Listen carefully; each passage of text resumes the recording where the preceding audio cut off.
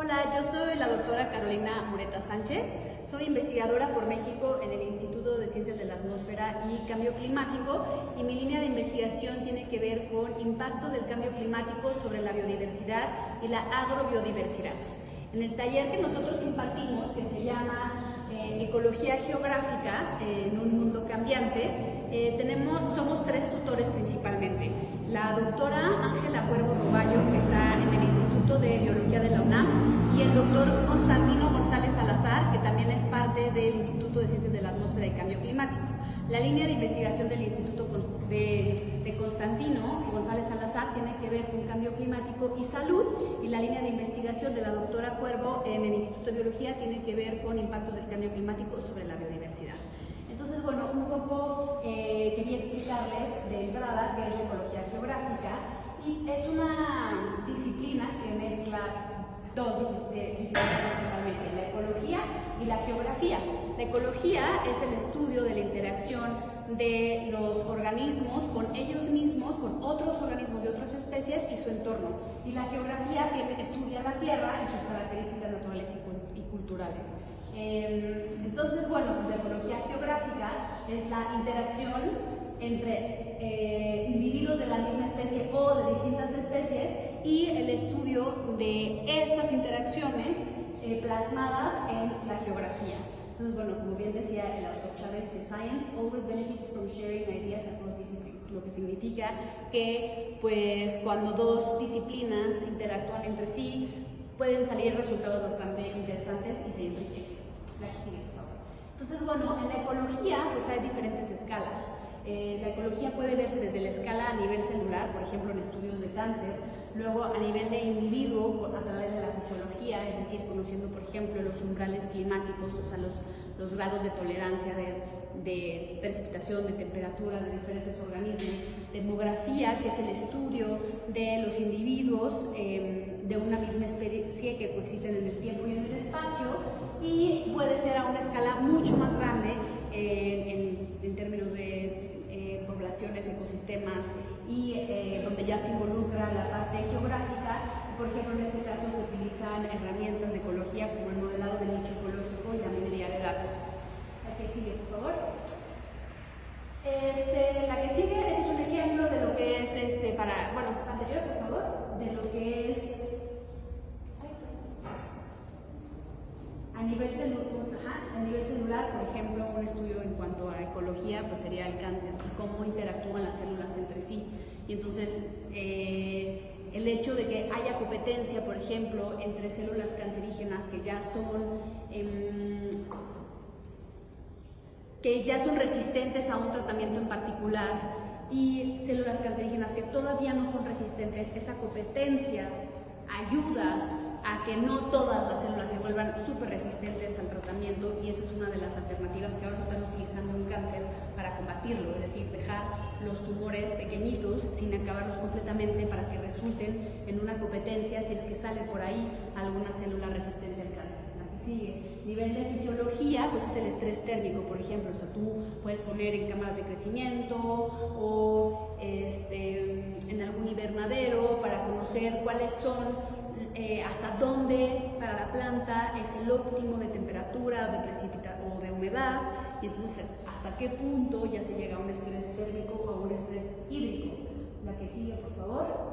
La demografía, por ejemplo, nos ayuda a conocer cuáles son los individuos dentro de una población que contribuyen más a la tasa de crecimiento poblacional, o cuáles son los individuos, principalmente eso. Y entonces eso permite que haya manejo al momento de la conservación de las poblaciones. Por ejemplo, en las tortugas ha habido muchísimo esfuerzo en conservar los huevos de las tortugas para que las poblaciones no decrezcan, pero con análisis demográficos se dieron cuenta de que en realidad son los individuos grandes y de mayor tamaño los que tienen una mayor contribución en la tasa de crecimiento poblacional. Entonces, que los esfuerzos de enfocarse solo en los huevos pues no funcionan para poder conservar a las especies. La que sigue, por favor. Y bueno, el caso del modelado de nicho ecológico es una herramienta que relaciona en el espacio geográfico las presencias de una especie en particular con las variables ambientales, en este caso, por ejemplo, clima, cuando hablamos de cambio climático, y podemos ubicar las regiones geográficas en donde están las condiciones óptimas para una especie en particular y cómo en escenarios de cambio climático esas condiciones óptimas climáticas se pueden perder. La que sigue, por favor. Entonces, pues sí, la ecología geográfica es esta interacción entre los organismos y su entorno, y los organismos entre ellos mismos, ya sea la misma especie o sean otras especies, y por ecología geográfica utiliza diferentes herramientas para plasmar estas interacciones en un mapa. La que sigue, por favor.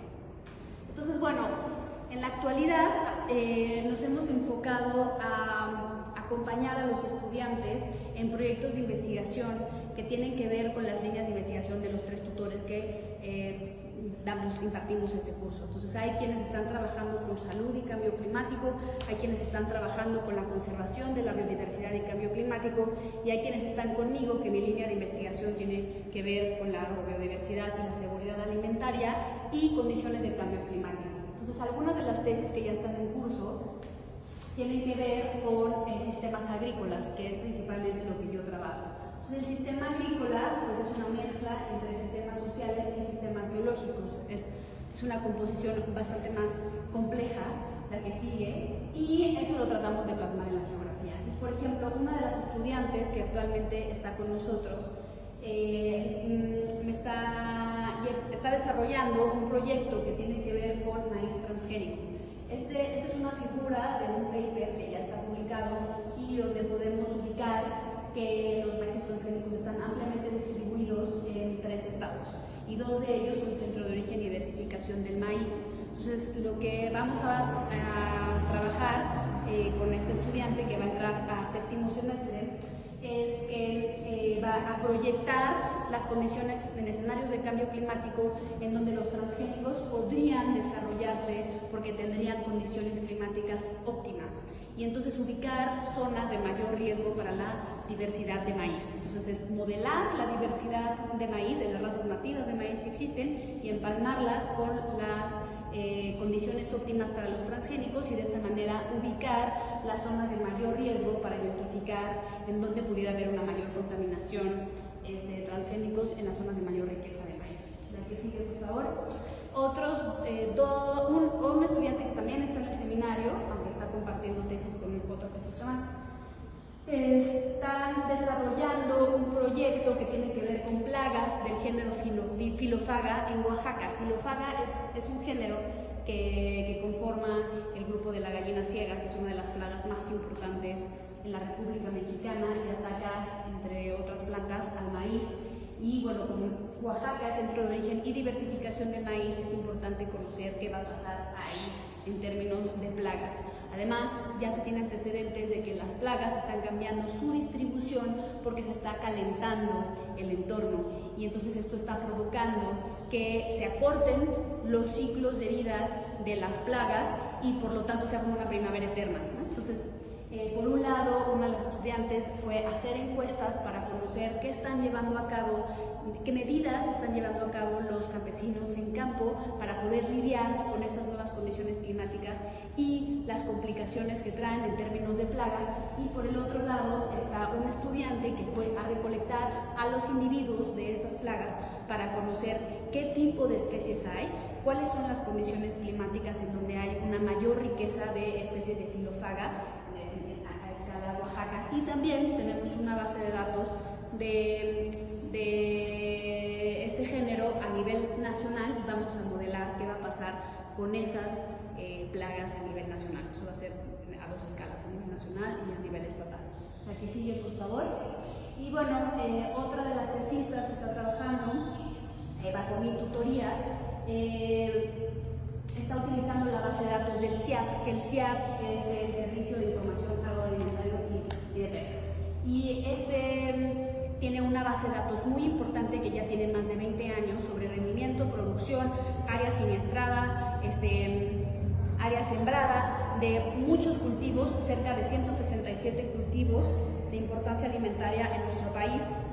Nosotros nos vamos a enfocar a los cultivos que forman parte de la milpa, que es decir, el frijol, la calabaza, el chile y el maíz, y qué ha pasado con estos datos a lo largo de estos 20 años. Entonces es una forma de ver cómo se han modificado estos parámetros a lo largo del tiempo y qué relación tienen estos parámetros con el clima. O sea, vamos a hacer también ahí una relación.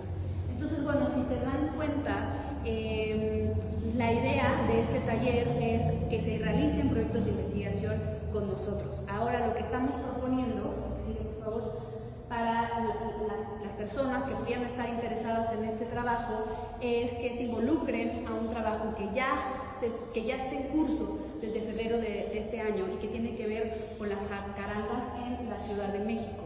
Y resulta que por el cambio climático hay cambios en los ciclos de vida de muchos organismos, uno de ellos son las plantas. Y estos cambios en la fenología tienen que ver pues, con cambios en la floración, que afecta las concentraciones de polen en la atmósfera de la Ciudad de México, afecta las interacciones con otros insectos. Entonces estamos evaluando en diferentes puntos de la ciudad que difieren entre sí por características climáticas y diferentes proporción de urbanización. Digamos, hay zonas que están mucho más urbanizadas y tienen menos áreas verdes, que es por ejemplo en el norte de la ciudad versus el sur de la ciudad, en donde hay mucha mayor concentración de áreas verdes, ¿no? Y entonces queremos saber cuál es el efecto de la isla de calor, cuál es el efecto del cambio climático, cuáles son realmente los cambios en la tecnología, qué asociación tiene esto con la diversidad biológica que se encuentra en las ciudades, etc. Entonces, esta es una invitación porque este sería el proyecto al que quisiéramos enfocar a las personas que estuvieran interesadas en nuestro taller, sería que generaran un proyecto de investigación que les facilitara su titulación, ya sea a través de apoyo a la investigación o de tesis, y principalmente que estuviera enfocado a este proyecto de jacarandas que ya está en curso. Y esto, muchas gracias.